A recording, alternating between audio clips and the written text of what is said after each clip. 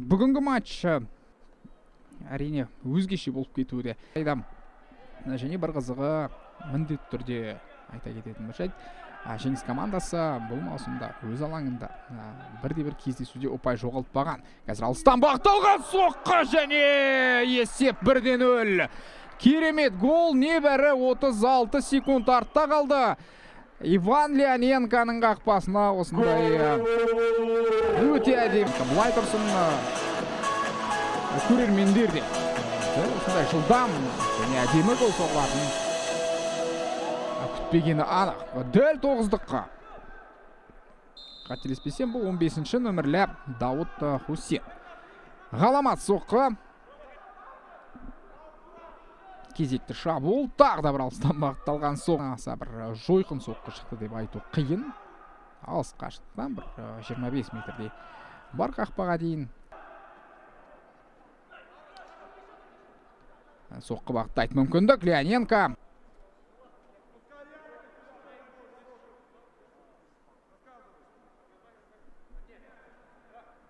Психологиялық тұрғыда жеңістің басымдығы өте сәтсіз шешім. Алаң иелерінің тасына 7-8 соққы бағытталып үлгергенде шығар.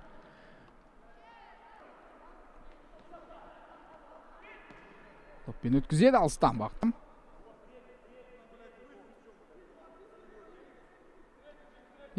Ұзақ ойланбай жеңіс ойыншылары жетіспей жатыр, кейбір сәттерде өте бір әлсіз соққы орындалып жатыр. Тағы бір соққы. Дауд Хусен бағын сынап көрген. Бірақ Иван Леоненко.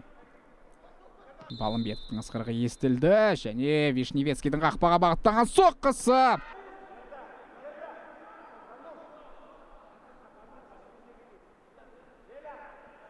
Техникаға салып. Қазір ортаға пас. Алитен. Қарсыластың аяғынан іліп қалған екен. Доптың жанында. Қақпаға бағытталған соққы. Алтай командасының мүмкіндігі 3-3. Қазір ортаға пас. Бұл офсайд. Бұл сөз. Әрине, бізге айту оңай енді. Біз мүлден басқа ракурстан көреміз. Ал командаласы Дәулет Даутбаевтың дәл осылай офсайдтан орын алып жүрген ойыншы 876 минутқа сенетін болсақ, дәл осы ойыншы 6 гол соққан.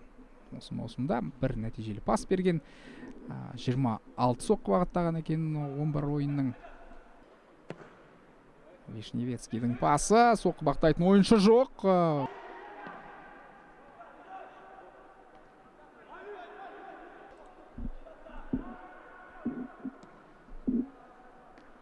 Міне соққы бағыттайтын мүмкіндік. Ортаға пас. Соққы және минималды басымдыққа ие алаң иелері. Және екінші таймда енді барынша нәтижені сақтап қалып ұпайға қол жеткізеді ме? Жоқ, әлде Алтай команда стілді.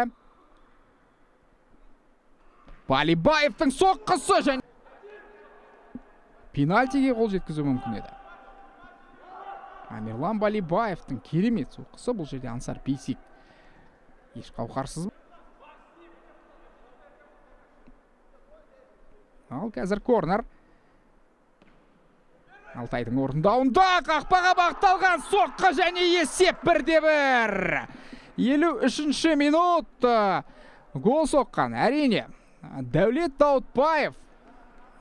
Дәулет Даутбаевтың 7-ші нәтижелі соққысы. Есеп жарақат алып қалды. Тағы бір мәрте бізге бұл голды қайталап көрсетіп жатыр. Әрине, қорғаушылардың қателігі. Оған болса ал міне қауіпті соққы орын алуы мүмкін. Шылар қайтарды. Бірақ дегенмен де бұл шабуыл жалғасып жатыр. Қақпаға бағытталған керемет.